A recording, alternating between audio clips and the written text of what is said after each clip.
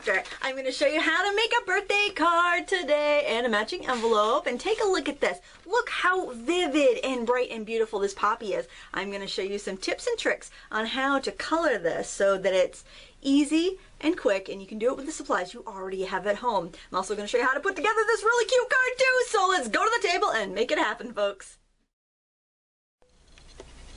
The first thing we're going to do is stamp our image. So I have a piece of smooth watercolor paper here. You can also use cardstock. You want something that's fairly smooth so that your stamping will transfer. And I'm working with a very large stamp. This is by Stampendous. It's one of their big flowers. They have a lot of really big stamps out right now, and some of them even come with stencils that match, and this one did, which is kind of cool. But we're not using the stencil today. We're just gonna stamp. So what I've done here is just use some waterproof ink rather. This is Ranger Archival, and I'm just going to stamp that onto my watercolor paper using these Rock-a-Blocks. I like them because they really help you get the middle of a stamped image to impress on your paper. Sometimes it doesn't work very well. And then we're just going to blast it with a heat gun for a second. This is just going to dry the ink up and heat set it so it doesn't run when we use our watercolors. Alright, that's good enough. Doesn't take long. Now what I'm going to do is simply wet my watercolor paper here. You can see no running ink. Yay for us. And then we're going to use some colors. I'm going to use some yellow in the middle. You can use your kids' watercolors for this if you don't have any. That's going to work just fine. This is just basically an underpainting so that when we do our colored pencils, if it's not, if we skip a little bit, it's gonna still have a rich color there. I'm using a little bit of red here. Don't worry about colors going outside of the lines. We're gonna cut this out later, so really no worries here. We just want a base of color down. And it's gonna dry a little bit lighter, so keep that in mind when you're painting. And I'm gonna put a little bit of green in the center. This really cuts down on the time we have to spend using our colored pencils. So it saves us on supplies and on time. So just a little green in the middle. So that's what you got here. Now I have one that's already dry, right here. And now I'm going to show you how we're going to color our flower. So there's not really a right side up or a wrong side up. I'm going to use a couple different colors here for each petal. I have black cherry, I have crimson red, and I have scarlet red. So basically what I have is this this black cherry, which is kind of like a mahogany kind of color. It's just a very kind of brownish reddish purple. So that's going in on my shadows. Alright, then I've got this scarlet, which is a really crimson rather. This is a really bright red. Okay, so you don't have to have the same colors that I'm using. Just look for colors that are similar. So here I'm going over everything I did with the with that black cherry color, plus I'm coloring a little bit beyond that. Now I like to make my colors glow, and to do that I'm actually going to use a yellow. So what I have here is a warm yellow. This is Spanish orange. It's called Spanish orange, but really it's more of like a really rich yellow. And that's going to go right there, just in that little bit of highlight area. Then I'm going to burnish over the whole thing with this it's called Scarlet Red, but it's really kind of like a bright poppy orangey red. And so when I go over everything, we get a really nice glowing color. Just color over it, and I'm coloring pretty firmly, but that's up to you. You can color it however you like. I tend to not have my pencils really pointy because I really like to cover a broad area when I'm coloring. And then if I feel like I want to tweak any of these colors a little bit, I can go back in with my black cherry, which is like that purpley color I was telling you about. Put that right underneath that turned over petal. And so then when I'm doing the turned over petal, I'll go in first with this yellow because I know I want this to be nice and bright. And then I'll just color over firmly, burnishing, that's the name of that term, with this scarlet, or our more orangey red. So if you're using Crayolas or Prangs or Spectrum Noirs, whatever you're using, just, go for the colors. You don't have to have the exact same pencils I'm using. Use what you have, of course. And so see, you can really see the color difference on that petal versus the other petals. So you're going to do every petal that way. Where you have shadows, you're going in with your purple, your black cherry. Where you have your highlights, you're going in with the yellow. You're going over all your shadows with your deep crimson, and then you're burnishing over everything with the scarlet, which is your orangey red. I'll just show you really quick in just this little spot here. And then I'm sure you can do this on your own. This does take a little time. I would expect to spend about a half an hour on this, and it's very enjoyable, so don't rush it. Have a good time with it. But you can see how when you adjust your darks, lights, and mid values, the picture really comes alive. And then for the greens, for the center here, I pretty much left a lot of that yellow just the way it was. I'm going in and just going over those lines with this black cherry again. It'll give us a nice natural shadow. And if any of our image didn't stamp so hot, it's going to cover that up. So you don't have to worry. You don't have to stamp it 100 times until you get the perfect image. You just need a suggestion, really. And then I'm just putting some of these like little squiggly lines in with the purple. Just kind of, and I am kind of impressing so that if I want to go over it with some yellow, the yellow will skip right over that. See if I go over it with the yellow is skipping right over that purple. So we're just building up our layers of color, but if it's not colored in perfectly, it doesn't really matter because we have that underpainting. And then for the green, I've got a couple shades of green here. I'm going to just kind of go over the whole thing with this spring green, which is like an appley, kind of really bright green. And then I'm using lime peel, which is probably one of my favorite Prismacolor colors, to go around the edge to kind of give it some shadow. And then towards the center. And then I can actually just use some white to highlight. It'll mix into what I've already put in there, right in the most raised area of this center of the flower. Alright, so now you have all the skills you need to finish coloring this. Pause it, rewind it if you need to. And here is one that I've already colored. You can really see the difference, how it really pops off the page. If I hold them side by side, you can really see. Alright, now I'm going to take a pair of scissors and I'm going to trim this out. Now here's a little tip for you. When you trim it out, try to undercut slightly. So see how I have my scissors kind of slanted so the back blade is further behind the flower. That's going to, so that any of the white edges of the paper will really kind of disappear when we use it. So take your time on this and cut out your poppy very carefully. Alright, I have this cut out and I'm just putting it in my tray of materials that I'll be using. That's kind of how I organize my cards as I'm working on them.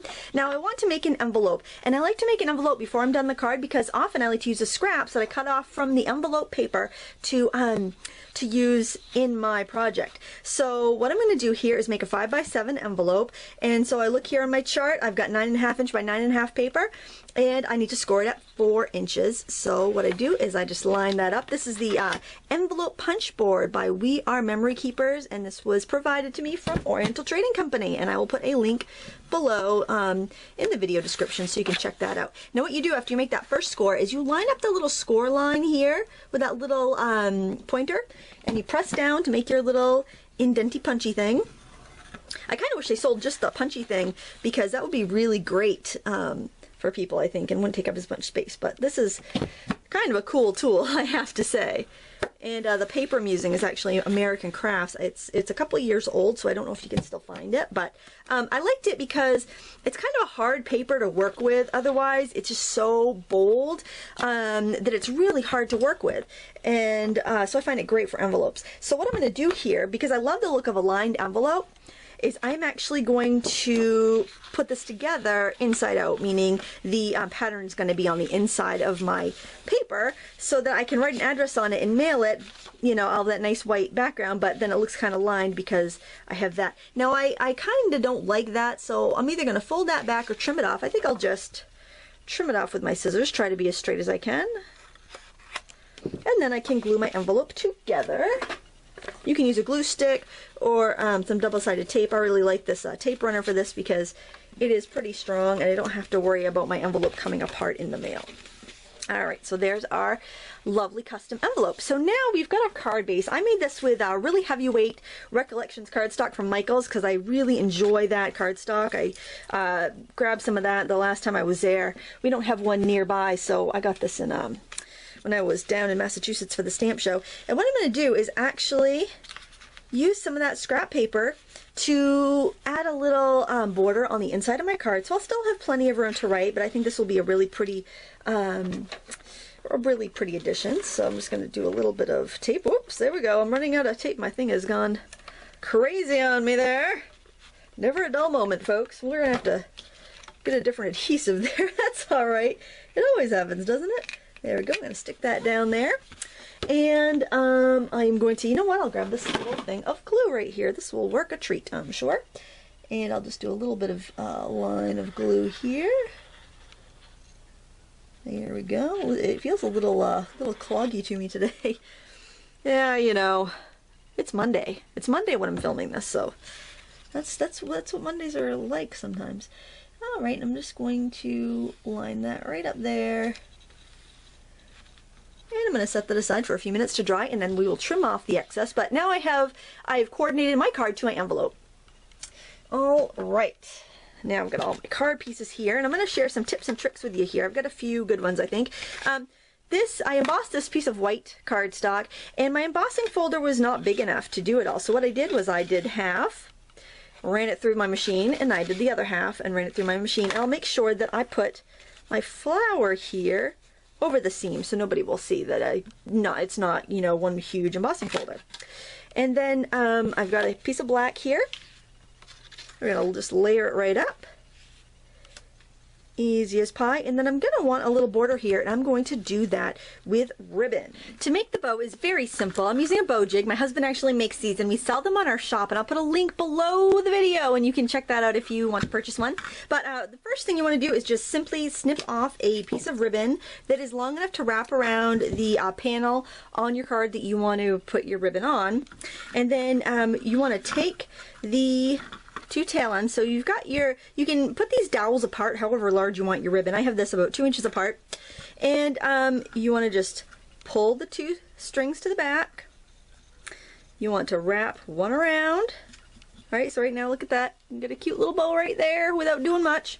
And then before I tie it, I'm actually going to slide this piece, that piece we cut off, right in there. And I can, and you'll be able to adjust that if you want to later. I am going to snip that right off the spool, and then I'm going to tie this in a double knot. Probably one knot would suffice, but I want to really make sure that it's not going to come undone.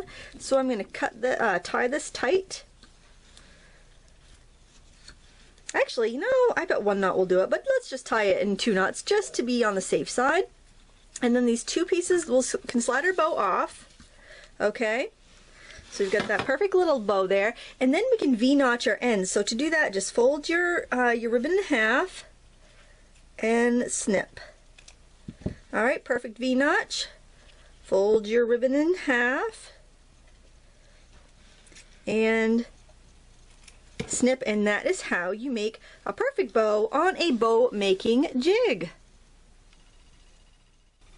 And there we have the bow with the notched ends, and we can just throw away those little scraps because they're too small to keep for anything. And now I'm going to work on layering up my cards. So I've got this black cardstock here, and I did fix the jam in my gun, so I'm going to go ahead and add some adhesive here.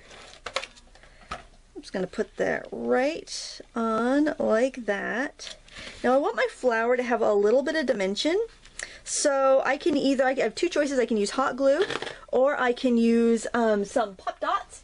And actually I like to use a little bit of both because the dimensional adhesive, or pop dots, whatever you want to call them, give a really great lift, but the hot glue has a stronger bond. And I have had situations where I've made these cards with the foam dimensionals, and they've come off. They've just lost their sticky after a while. And since I have a lot of cards for sale in my craft fair booth, they might not, you know, sell right away. It's not like I'm making a card for somebody and putting it right out in the mail. If I decide to put it in my, you know, my stuff for sale, it might, you know, sit there for 6 months before it gets purchased. So I want to make sure it's not going to fall apart, you know, before somebody gets a chance to use it. So I've got my, I'm just going to do a little bit of hot glue just to kind of seal the deal that that's going to stay. And then if you get hot glue strings, just zap it with a heat gun and they will go away. And I'm just going to just gently put that on my layers. I haven't put this on the card base yet. We're just working on the embossed panel there and the little black there. And we're going to take our card, our little ribbon that we already prepared, and I don't even have to glue it to the front, which is kind of nice. I can just flip it over and glue it to the back. And I really like to use hot glue for ribbon because it holds. I don't have to worry about it coming undone. You could sew it on with a sewing machine if you want. That's going to add a really pretty touch. But I don't do that too often. It takes a little extra time, and I often am just kind of like really enjoying the process, and I don't like to go over to my sewing machine. And so there we have that. And then I wanted to make a little, a cute little tag to kind of hang on my ribbon, a little happy birthday. And I didn't really have a punch that was right, so what I did, I'm going to share a little trick with you here. Punch a hole first, because sometimes if you cut a little tag like this and you try to punch it close to the edge, the punch will catch. Punch your hole and then put your die over it and secure it with a little bit of tape, and then run it through your die cutter, and you'll have a perfect tag every time. And I wanted to use these cute little safety pins that I got at Sky Blue Pink. These were from Making Memories, but I know you can get them that are just generic. Making Memories is no longer in business, but these pins can still be purchased. They're just these kind of vintage pins. I think Tim Holtz has some too, so you can definitely still find these. And I thought that would be really cute to just kind of push through the knot in my bow here. In fact, a safety pin would be cute too. I just really like that. Or even stitching it or tying it on with baker's twine. You can do whatever works best for you. Now I've got my card base again. Now I'm going to flip it and then trim it. I find if I flip it, I can really get close to the edge, and I don't cut it all wonky. I've got the edge to go by. And I've got it sticking over a little bit on this side, so I'm going to trim that as well.